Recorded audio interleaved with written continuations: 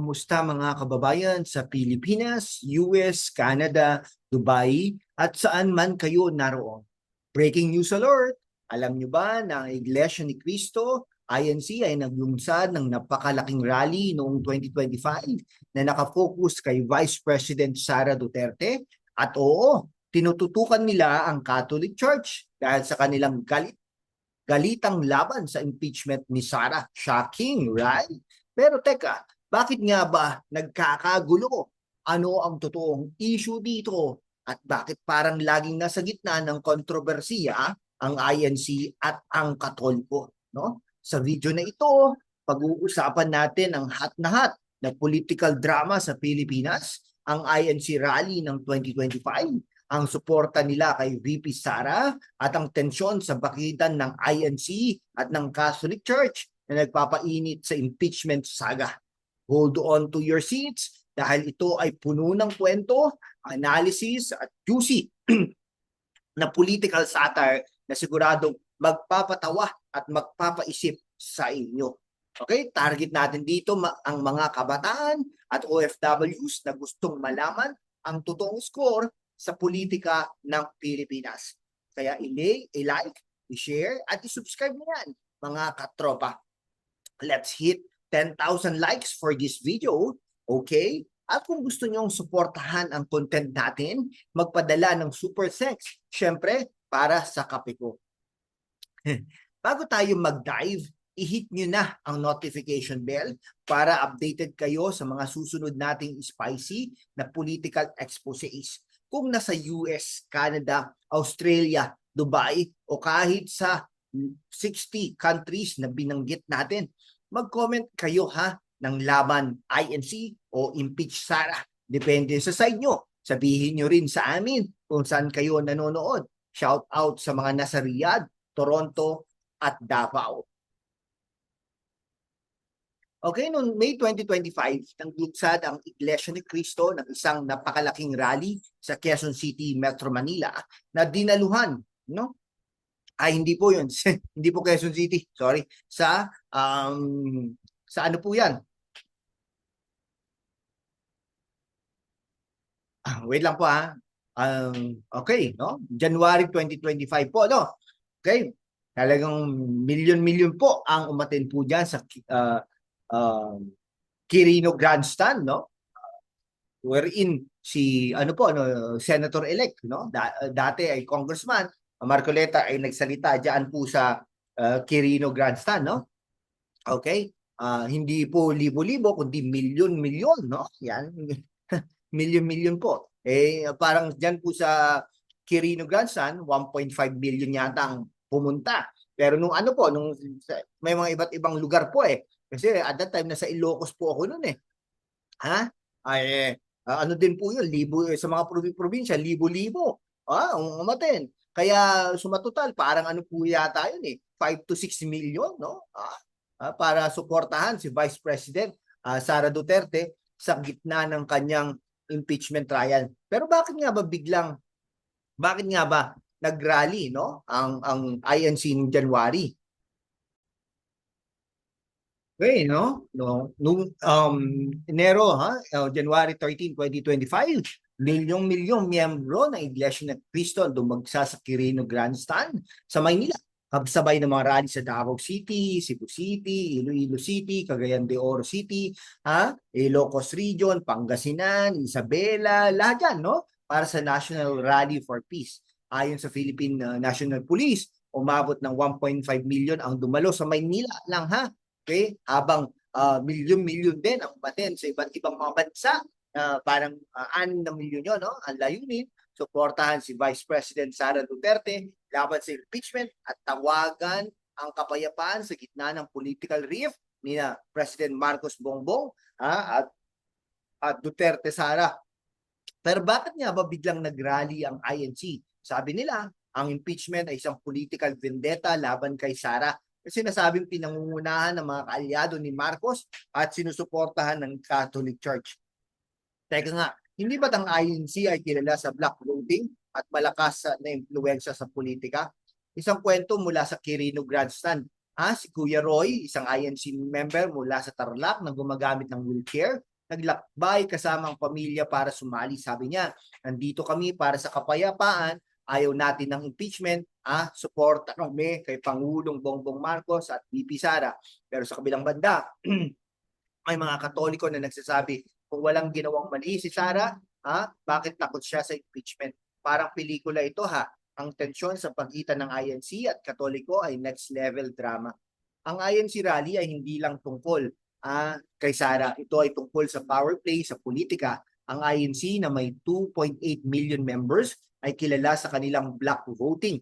Tulad noong 2022, nang suportahan nila ang Marcos Duterte tandem Pero ngayon, dahil sa impeachment, parang chess game ang laban ng INC at Catholic Church. Ang INC ay naniniwalang ang impeachment ay isang smear campaign, habang ang Catholic Bishop sa Conference of the Philippines, CBCP, ay nagsasabing kailangan ng transparency sa mga aligasyon ng fund misuse at incitement to insurrection. So sino ang tama? Tignan natin ang facts Ang impeachment case laban kay Sara ay tungkol sa umano'y 612 million pesos na misuse of confidential funds. Pero may sapat bang ebidensya o puro political noise lang? No? Kung ang INC at Katoliko ay maglalaban sa isang rap battle, sino kaya ang mananalo? Ang INC ay may black voting flow, o ang Katoliko ay may moral high ground bars, no? Pero teka, bakit ba kailangan mag-away? Baka pwede mag-Jollibee na lang sila at mag-share ng Chicken Joy. Kung nai-enjoy nyo ang analysis natin, i-share nyo yan ito sa mga kaibigan nyo sa Dubai, Sydney o Los Angeles. Mag-comment kayo ng INC laban o Katoliko magising para malaman natin ang site nyo at mag-super thanks para suportahan ang aming research.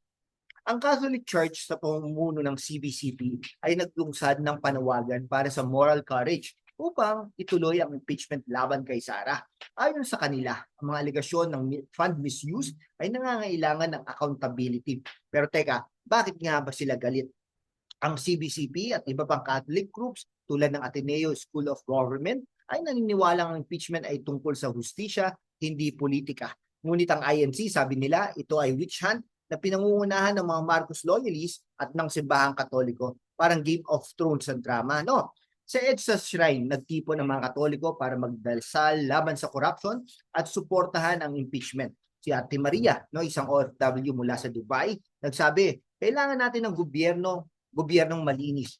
Kung may ebidensya laban kay Sara, kailangan managot siya. Pero si Kuya Juan, isang INC member mula sa Toronto, sumagot, bakit laging ang Katoliko ang nang-aaway? Si Sara ay parang para sa masa, hindi para sa elitista. Boom! Ang labanang ito ay hindi lang tungkol sa politika, tungkol din ito sa pananampalataya. Ang Katoliko ay may punto Ang transparency sa paggamit ng pondo ay mahalaga, pero ang INC ay may valid na argumento rin. Ang impeachment ay maaaring gamitin bilang political weapon para siraan si Sara na itinuturing na malakas na kandidato para sa 2028. Ayon sa political analyst mula sa Ateneo, ang rally ng INC ay isang show of force para ipakita ang kanilang suporta sa Duterte dynasty. Pero ang tanong, bakit laging nasa gitna ang Katoliko? Hindi ba't sila ang nanguna sa people power revolutions? So sino ang tunay na boses ng bayan? Kung ang Katoliko ay isang superhero team, sila ang Justice League of Accountability. Pero ang INC, sila ang Avengers of Unity. Pero teka, bakit ba kailangang maglaban? Hindi ba't pwedeng mag-Zoom meeting na lang sila at iwasan ang drama? Kung gusto nyong malaman ang susunod ng kabanata, isubscribe na yan. Mag-comment kayo ng Team Sara o Team Katoliko. At sabihin nyo kung saan kayo nanonood. Hong Kong ba, Singapore o Qatar? Mag-super thanks para sa susunod nating expose. Si VP Sara Duterte ay nahaharap sa 3 impeachment complaints sa House of Representatives na may ika-4 na inaasahang isasampa. Sinampa na nga po yun, dahil sa umano'y misuse of 612 million pesos confidential funds sa Office of the Vice President at Department of Education. Noong January 2025, sinuportahan ng INC ang paninindigan ni President Marcos laban sa impeachment na sinasabing nagdudulot ng gulo. Pero bakit galit na galit ang INC? Ayon sa kanila, ang impeachment ay political persecution para siraan si Sara na banta sa 2028 presidential race. Ang Katoliko naman ay nagsabing ito ay tungkol sa hustisya, sino ang paniniwalaan natin? Okay ha, sa Davao, si Nanay Luz, isang supporter ni Sara ay nagsabi, si Inday Sara ang nagbigay ng pag-asa sa amin. Hindi kami naniniwala na magnanakaw siya, pero sa Manila, si Mang Tony, isang Katoliko, sumagot, kung wala kang itinatago, bakit ka tatakbo mula sa impeachment? Ang mga kwentong ito ay nagpapakita ng dibisyon sa publiko, isa na hindi lang tungkol sa politika, kundi tungkol din sa pananampalataya. Ang impeachment ni Sara ay hindi lang tungkol sa kanya. Ito ay laban sa pagitan ng Marcos at Duterte dynasties.